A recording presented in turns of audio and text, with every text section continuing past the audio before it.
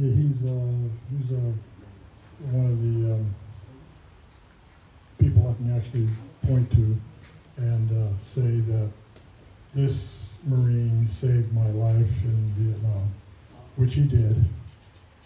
And so ever since then, we've been permanently connected, and that's our connection between each other.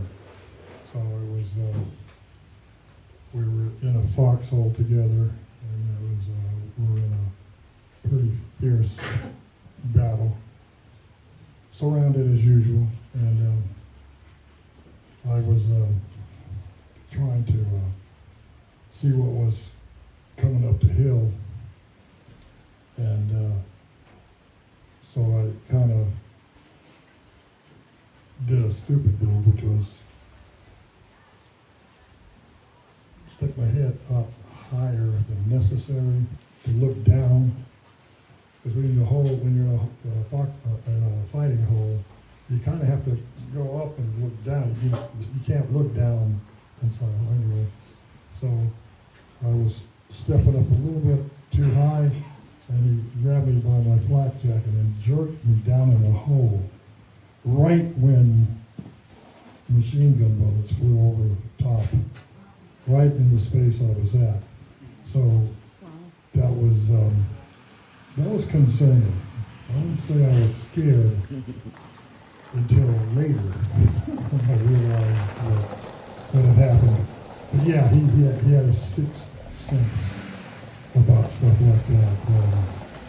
You really have to have something extra going for you to survive 1968, which was the worst year in Vietnam. That's when we lost the most amount of people to being killed in action, and from all the branches.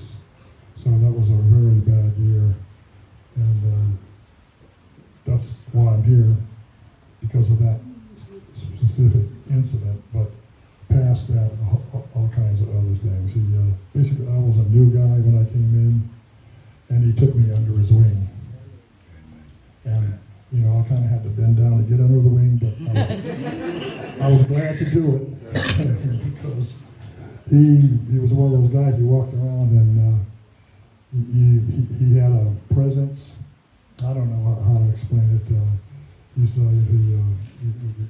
Everywhere he went, it looked like he owned the place, and nobody could explain why, but nobody called him on it because he was really fast on the trigger and really had some great comeback lines, and he always had whoever you were pegged, so it's there's so many stories about him. And I remember the first time I called him YoYo, and he yelled at me, he said, "Don't you call me YoYo." And I got, I felt, kind of bad about it. And then he, about a minute later, until he said, "Until after you killed a few." So you had to earn the right to call him YoYo Mihalko. And I'll tell the story of how he got it now. I wasn't there. This is the story I collected together from the people who were there and from him telling me the truth about what happened. Anyway, they came across, they were on a patrol, they came across some holes, basically, that looked like some trails were going into. It was obviously an underground bunker of some kind, but the hole was very small because the people in Vietnam were small stature and thin, and so there's none of us that could fit in there anyway. And so the lieutenant said, "Mihalko, you're the only one that can fit in there. Go in there and see what the heck's going on in there. See if there's anything in there. Take your flashlight, your K-bar, and tell us what and your 45 and see what the heck's going on." So he had a flashlight in his left hand, 45 in his right hand, and they tied a rope to his foot so that we could get signals. And somebody said, Yeah, like a yo-yo. We'll pull it and you come back. And he didn't like that, you know. And anyway, he stepped up. He did what he was ordered. Didn't want to do it. And so he crawled in there. And it was a pretty long rope. And he kept going and kept going and kept going. And it was a good, maybe, 50 feet of rope, good hemp rope. We had tied to his ankle. So it was for a signal. But, it wasn't like we were going to pull him up. It was a signal thing. Tied to his ankle. So he could just hold his 45 in his flashlight. And he had his cable with him. So anyway, 10 minutes went by, 15 minutes went by, 30 minutes went by, and everybody's standing around. And nothing's happening. No. Finally, the lieutenant said, and this is what people told me, finally the lieutenant said, all right, that's enough. Let's give him the signal to come out. So he gave him the signal to come out, nothing. And then he said, we'll pull on it a little bit, see if you can nudge him to come out. So they pulled on it, and it didn't nudge. It was stuck. The line was stuck, and then all of a sudden everybody had this realization, oh my gosh, Mihalko's stuck in the hole. For 30 minutes. That's a long time in Vietnam, 30 minutes. It's like, we don't want to stay in the same place for 30 minutes. It's just dire. Anyway, so people are sweating it out, especially the lieutenant who sent him down there. When he didn't want to go, he ordered him for some fool reason. And anyway, the lieutenant, I wasn't there, I don't know what the lieutenant's name was, or what they said he was sweating it out, sweating bullets. He was going, oh my God, I'm not going to tell the colonel about this. It's like, how do you tell the colonel something like that? It's impossible. Anyway, so finally, and nobody knew what to do. We couldn't leave, we couldn't pull them out, and nobody could go in. So we were stuck, and then all of a sudden, it might have been like an hour later, they said, maybe 90 minutes, a long time, and the lieutenant was like going crazy because he didn't know how to explain this to his colonel, that he got a guy stuck in the hole. How do you explain that?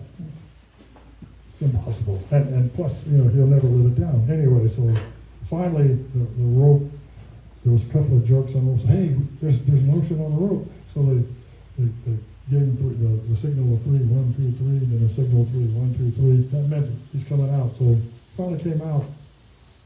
He came out, and he looked clean, rested, no sweat, just like it was every day, And the lieutenant went, what H happened?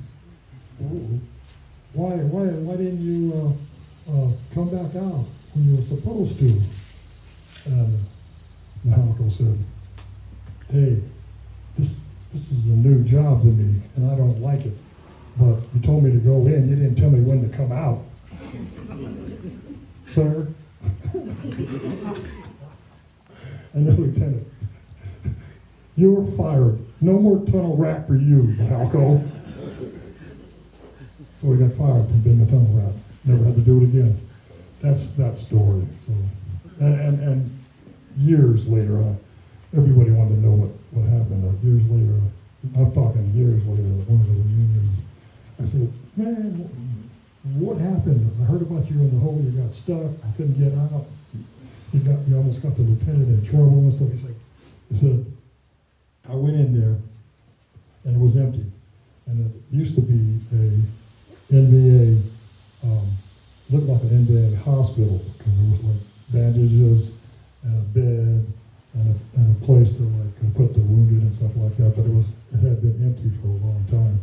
But the bed was there, and it had grass, a mattress thing going for it.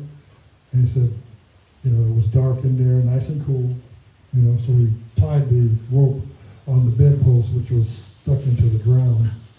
And he said, I think I'll just take a 15-minute nap. So he turned the light off, and he said it was like dead black, and it was like really quiet and almost kind of cool compared to upstairs in the daylight, which was very hot and humid. So he said, I'll just take 5 minutes, 15 minutes.